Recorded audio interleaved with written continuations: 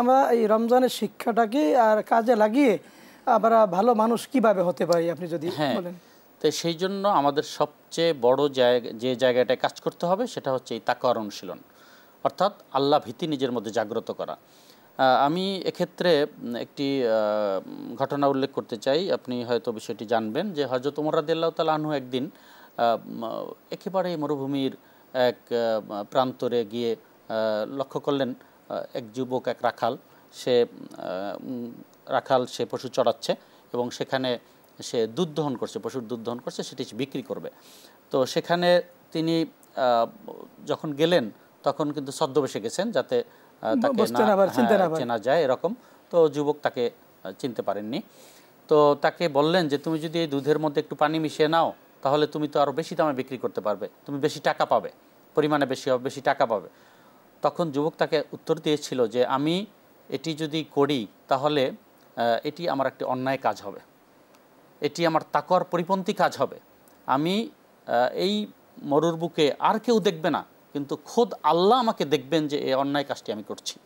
তখন ওমর রাদিয়াল্লাহু তাআলা আনহুর চোখ থেকে পানি বেরিয়ে গেল এই চিন্তা করে যে সুবহানাল্লাহ, আল্লাহ রাসূল সাল্লাল্লাহু আলাইহি সাল্লাম কত বড় মিশন বাস্তবায়ন করে গেছেন যে এই মরুর প্রান্তরে এই ছেলের বুকেও রাখালের মধ্যেও যে তাকওয়ার বীজ তার মধ্যে বপন করে যেতে পারছেন তিনি, যে কারণে এই তাকওয়ার ভয়ে সেই অন্যায় কাজটি সে করছে না।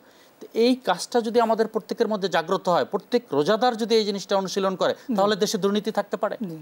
অথচ আমরা লজ্জিত যে আমাদের বাংলাদেশ দুর্নীতিতে এক সময় 5 বার চ্যাম্পিয়ন হয়েছিল এবং এখনো চ্যাম্পিয়ন না হলেও আমরা কিন্তু শীর্ষ পর্যায়ে কাছাকাছি দিকেই, সর্বোচ্চ পর্যায়ের দিকেই রয়েছে। লজ্জার বিষয়টি একটা মুসলিম দেশের জন্য এটা কিভাবে হতে পারে? যখন সেটিই বাস্তব তখন অবশ্যই আমাদের ধরে নিতে হবে আসলে রোজার অনুশীলনটা আমরা করছি না, তাকওয়ার অনুশীলনটা করছি না, না খেয়ে থাকছি, ওটাই সার। আল্লাহ রাসূল যেটি সতর্ক করেছেন, কিন্তু ওই আল্লাহর ভয়টা আমার মধ্যে জাগ্রত হচ্ছে না। আমি এজন্য প্রত্যেক রোজাদারকে বলতে চাই যে আমরা কতটা আল্লাহর ভয় নিজের মধ্যে জাগ্রত করতে পারছি, এবং কেউ না দেখুক আমি কোথাও জব করি, চাকরি করি, আমার বস নাই অফিসে, ডাজেন্ট ম্যাটার, কিন্তু আমি আল্লাহর ভয়ে আমি পরিপূর্ণ হক যাতে আদায় করতে পারি আমি সেজন্য সচেষ্ট হব। ওটাই মানে হচ্ছে তাকওয়া। আমি তার কোনো খেয়ানত করব না, এটাই মানে হচ্ছে কিন্তু তাকওয়া।